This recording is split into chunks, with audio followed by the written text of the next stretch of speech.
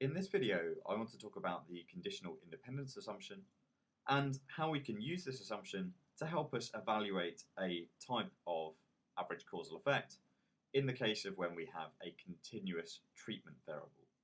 So just to remind you from the last video, the example which we were talking about was, does exercising more often, does that lead to a reduction in the resting heart rate of individuals?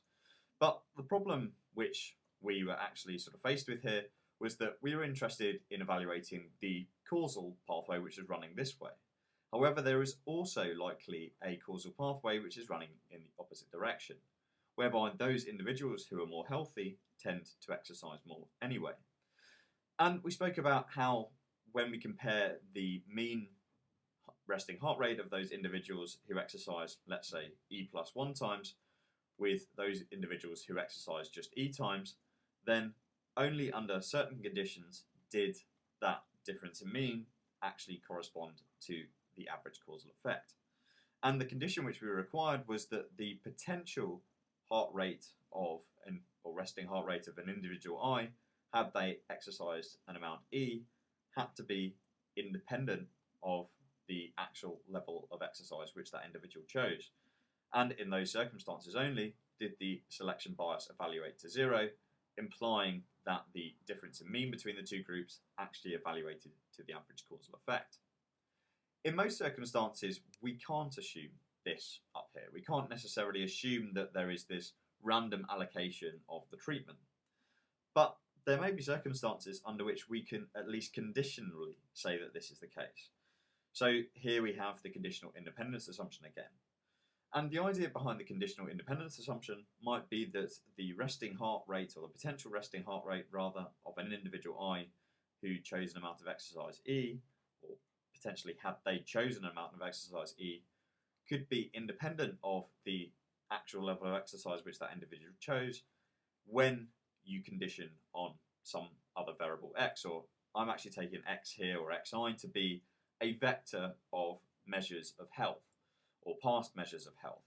So the idea here is that once you actually condition for the fact that there are different levels of health in amongst the participants in the experiment, then only in those circumstances might you then be able to say that the resting heart rate, or the potential resting heart rate of an individual I who exercised an amount E, was then independent of the amount of exercise which they actually chose.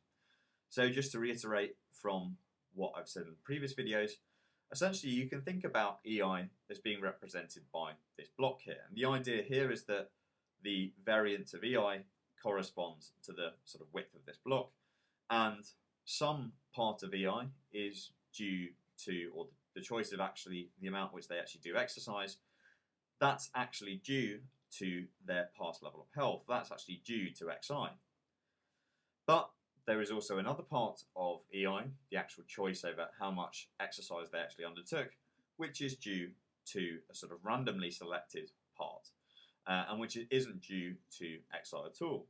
So the idea of conditioning on Xi is that we can remove that part of EI which is systematically chosen due to past levels of health, and then what we're left with, the residual, is actually a randomly selected part of EI, and we can use that in order to evaluate an average causal effect which is conditional on Xi.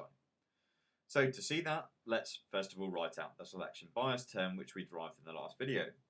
So we know that selection bias is equal to the expectation of HRIE, given that an individual has an amount of exercise, or chosen amount of exercise, which was equal to E+1, and also now given their level of Xi, the sort of measures of past health. And then from that we have to take away the expected value of HRIE, given that EI was actually equal to E, and given their past measures of health, Xi.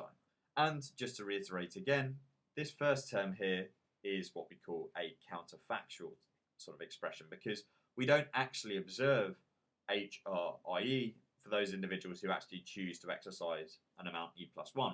We would actually observe HRI open brackets E+1. But we can still think about it for sort of theoretic purposes. And now the conditional independence assumption is going to come in handy, because what we've said is conditional on Xi that the potential heart rate of an individual is actually independent of the amount of exercise that they actually chose. So what that means is that we can actually remove the EI part of both of these expressions, and I hope you can see that under those circumstances these expressions are exactly the same, and hence the selection bias effect is equal to 0.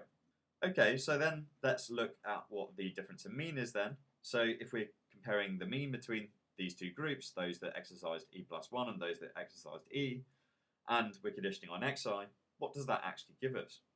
So the first term we have here is going to be the expectation of HRI open brackets E plus 1, given that an individual actually chose to exercise an amount E plus 1, and also given their amount of their measure of past health xi.